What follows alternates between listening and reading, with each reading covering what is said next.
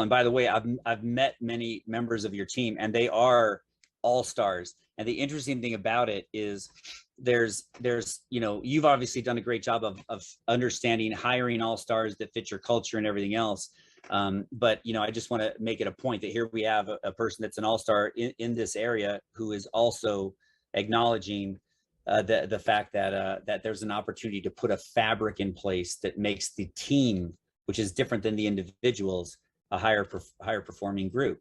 And Haley saw a lot of this was taught to Intel, right? And so Haley, do you want to add anything here? I'm not going to talk about Intel. What I'm going to talk about is how I think it's remarkable that, and along with the other thing where you said that if you don't get the first 10 hires right, then you don't get, with the values and so today I'm actually advising a startup, and it's a very small startup. And that's exactly what I said to them, because we were doing our mission and our branding, and like, they were very good, because even though they're all engineers, I'm like, no, our values and our mission and everything is like the most important thing we'll ever do, because we have to build the culture from the ground up. And it's, all of those, the trust, and even just doing that together as a group, I think created that level of trust. And,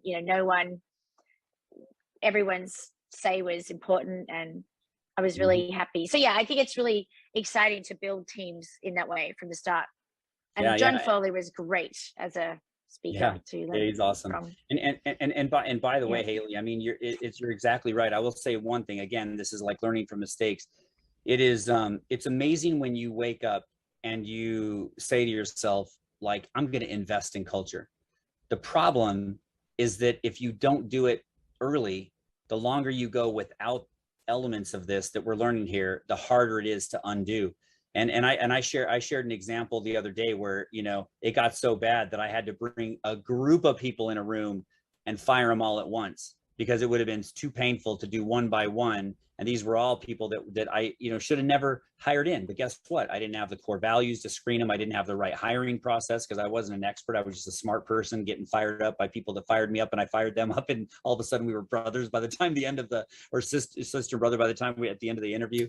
So there's so much knowledge in this series, because if you do it right, you have team dynamics of the right people, the right focus, the right mission, the right vision, and everybody's pulling in the right, the oars are in the water going in the same direction, and everybody feels great about it because they can say whatever without taking offense. It's hard to do unless you watch this series and you start doing that last 3%, and that's the key. And and boy, we've all been either leaders or even worse, which I have been too, participants in a culture where there's fear or there's politics. But man, these guys nailed it. Did you hear one other thing that they said was amazing was, when we get in that room, there's no ego, not even the boss. The boss says the same stuff that they do. And one of the greatest things you can do as a leader, which I've learned again the hard way, I'm sure, is I have too. If you want to have great people, you better lead by example. Jump down to their level, and be the first one in and the last one out, so that they see your commitment to them, and that'll go a long way.